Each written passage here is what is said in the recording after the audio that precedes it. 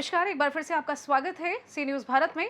बात UP bulletin में हम सबसे पहले झांसी की करेंगे, जहां भीषण अग्निकांड से अफरा तफरी मच गई, और साथ ही बात करेंगे औरैया की, जहां विद्युत लाइन से निकली चिंगारी से गेहूं की फसल में आग लग गई। ऐसी तमाम खबरों पर करेंगे विस्तार से चर्चा। झांसी के बंगरा और मगरवाड़ा मोजे में दोपहर एक ऐसी त्रासदी के शिकार बने जिसकी गूंज दूर दूर तक महसूस की गई। खेतों से उठी चिंगारी ने जब विकराल रूप लिया तो कच्चे मकान, भूसे के ढेर और पेड़ पौधे जलकर सब खाक हो गए। किसान साधन सहकारी समिति रानीपुर अध्यक्ष प्रदीप सिंह गौर ने बताया कि तेज हवाओं ने इस आग को पल भर में विकराल बना दिया। कोई कुछ समझ पाता उससे पहले तबाही हो चुकी थी। सूचना मिलते ही उल्दन थाना प्रभारी दिनेश कुरील, बंगरा चौकी प्रभारी साजेश कुमार सिंह और उप निरीक्षक रविंद्र सिंह मौके पर पहुंचे। वन विभाग और फायर ब्रिगेड की टीमों ने घंटों कड़ी मशक्कत के बाद आग पर काबू पाया, लेकिन तब तक लाखों का नुकसान हो चुका था। आइए जानते हैं इस विषय में नगर व्यापार मंडल अध्यक्ष संदीप दीक्षित उर्फ बंटी महाराज का क्या कुछ कहना था, वहीं ग्राम प्रधान ने क्या कुछ कहा। प्रधान जी, आज जो है बंगला में आग लगी है, क्या नुकसान हुआ है? ग्राम प्रधान मंगलवाड़ा, मुझे जानकारी मिली कि मंगलवाड़ा के मौजे में आग लग गई। तो मौका पे हम पहुंचे तो हमने देखा है कि दो चार भूसा के ढेर जल गए, और जो बंगला के मौजे भी उधर से बहुत फैल गई, लंबी चौड़ी। तो हमने जानकारी ली, पेड़ में भी आग लग गई। तो कोशिश की जानकारी दी अधिकारियों ने कहा, हमारे जो पत्रकार समाज के पत्रकार भाई हैं उनका भी जानकारी दी। तो सम्मानित समस्त हमारे गांव के बड़े राजा भैया, प्रदीप राजा और हमारे ग्राम प्रधान कृषि प्रधान बंगला, ये सब लोग अपने अपने टैंकर लेके और फायर ब्रिगेड पुलिस तो हाई प्रकार से कोशिश की और उस पर काबू पाया जा रहा है। कितना नुकसान हुआ है? नुकसान तो सब पर्याप्त हो गया है। पर्याप्त? हाँ, पर्याप्त लगभग कम से कम 500-600 क्विंटल तो भूसा जल गया था। हमने भी खेती तो अपने गौशाला के ला रहे, हम भी भूसा जल गया। हम किया सुना आपकी बात। अध्यक्ष जी, यहाँ आग लगी है, कैसे आग लगी है, क्या जानकारी मिली आपको? ये तो पता नहीं है कि कैसे लगी है आग, लेकिन बहुत भीषण, करीब 3-4 किलोमीटर में आग लगी है। लोगों का बहुत नुकसान हुआ और हमारे ग्राम के सारे लोग इकट्ठे होके यहाँ पे, मंगलवाड़ा से भी कुछ लोग आए, कुछ बंगला से भी आए, उन्होंने साथ दिया। फायर ब्रिगेड भी आई, पुलिस प्रशासन भी आया, सब लोगों ने अच्छा साथ दिया। प्रधान जी भी आए, हमारे गाँव के प्रधान जी, बंगला के भी और मंगलवाड़ा के भी प्रधान जी थे, सब लोगों ने साथ दिया। आग पे काबू है, फायर ब्रिगेड चल रही है, बुझा रही है आग, देखो कब तक, और पुलिस प्रशासन भी सब साथ में है। कितना नुकसान हुआ है लगभग? नुकसान तो बहुत काफ़ी हो गया है, लोगों का भूसा जल गया है, मंगलवाड़ा प्रधान का भी भूसा जल गया है, जिनने भूसा लिया था उनका भी जल गया है, और सैकड़ों पेड़ भी जल गए हैं। जो नुकसान तो बहुत ज़्यादा है। अच्छा, अभी जानकारी मिली थी कुछ मकानों में भी आग लगी? हम मकानों में भी आग लगी है, फिर भी उनको बुझाया जा रहा है पब्लिक द्वारा, लेकिन कितना बुझा लेंगे, थोड़ी कुछ नुकसान तो हुआ ही है। आग लगी है? ये करीब 4 घंटे हो गए। 4 घंटे हो गए। झांसी से सी न्यूज संवाददाता धीरेन्द्र सोनी की रिपोर्ट। थाने के सिक्खू नवी मोहन में मंगलवार दोपहर को खेतों से गुजरी विद्युत लाइन से निकली चिंगारी से गेहूं की फसल में आग लग गई। आग की लपटें उठती देख ग्रामीण दौड़कर खेतों की ओर पहुंचे और आग बुझाने का प्रयास किया। दमकल विभाग को सूचना दी, मौके पर पहुंची दमकल टीम ने ग्रामीणों की मदद से आग पर काबू पा लिया। तब तक 16 किसानों की 30 बीघा गेहूं की फसल जलकर खाक हो गई थी। इस दौरान सायल थानाध्यक्ष खेतों में कटी पड़ी किसानों की फसल को बचाने में जुटे रहे। ग्रामीणों ने विद्युत निगम की लापरवाही से आग लगाने का आरोप लगाया। सिक्खू नवी मोहन में खेतों के बीच से विद्युत लाइन गुजरी है। मंगलवार दोपहर 1:30 के करीब तार आपस में छूने से निकली चिंगारी से कल्लू के खेत में आग लग गई। आग की लपटें उठती देख ग्रामीण शोर मचाते हुए दौड़कर खेतों पर पहुंचे। ग्रामीणों ने पेड़ की छाल व झाड़ियों से आग बुझाने के प्रयास की घटना की जानकारी पुलिस व दमकल को दी। तेज हवा चलने की वजह से आग ने आसपास के कई खेतों को अपनी जद में ले लिया।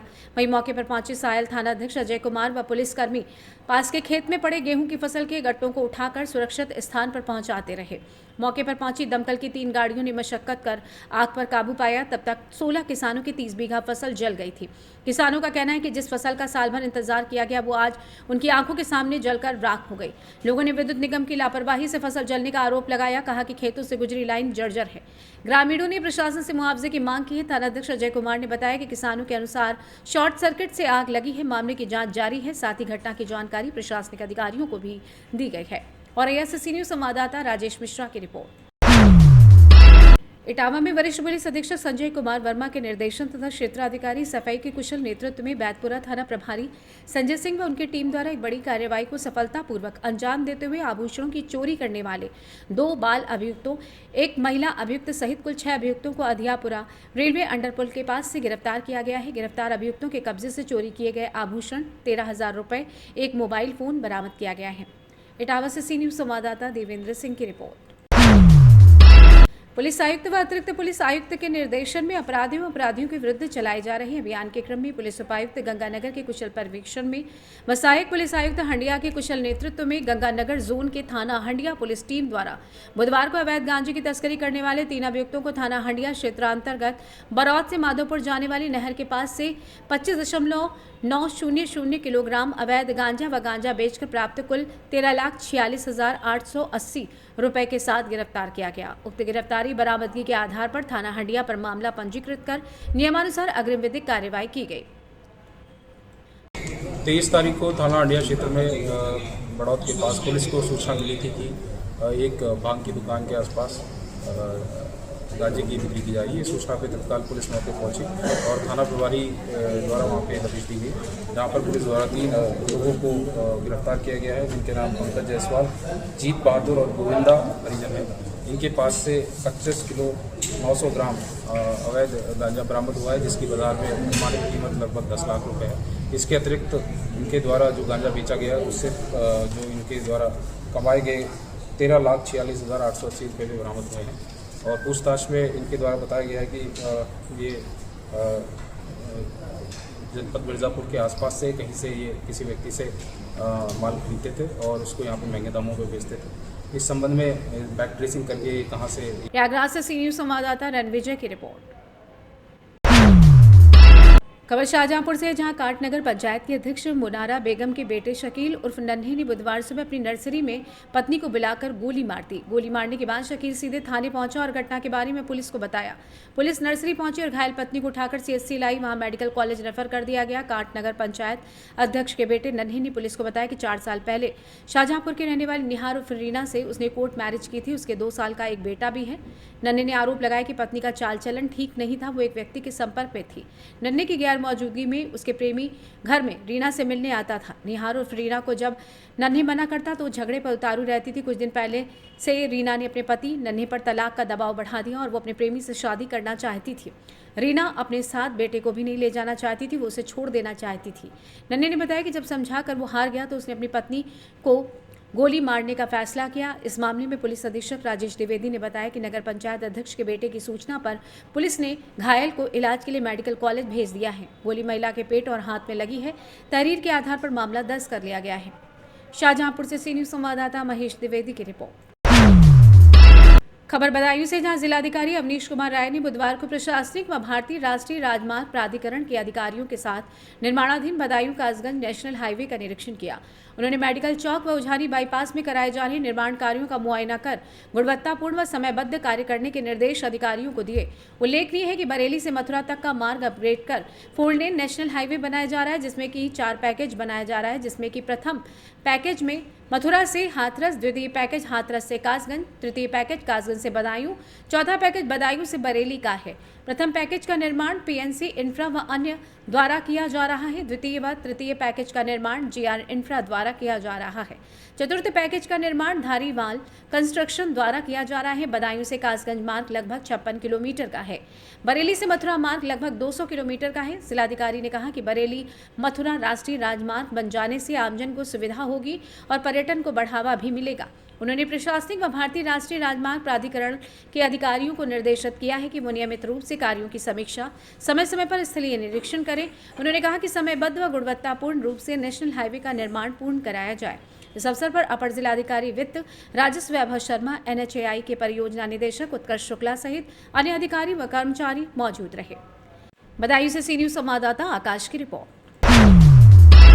बलरामपुर पहलगाम में हुई घटना के विरोध में अखिल भारतीय विद्यार्थी परिषद ने वीर विनय चौराहे पर आतंकवाद के खिलाफ जुलूस निकाला और जमकर पाकिस्तान के खिलाफ नारेबाजी की।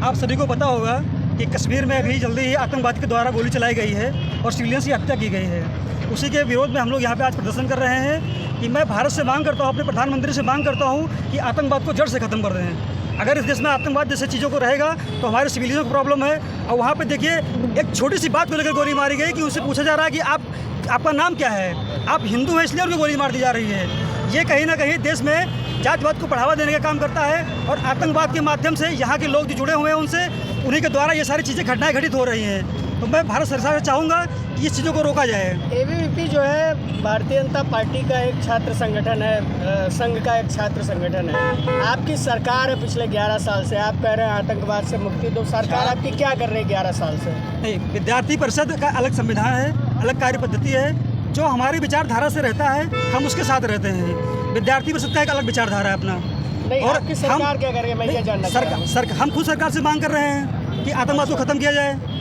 अगर हमारे देश में इस तरह की घटना हो रही है तो हम जरूर मांग करेंगे कि उसको ख़त्म किया जाए। एक और मैं बलरामपुर जिला में कॉलेज अध्यक्ष हूँ, MLK PG कॉलेज।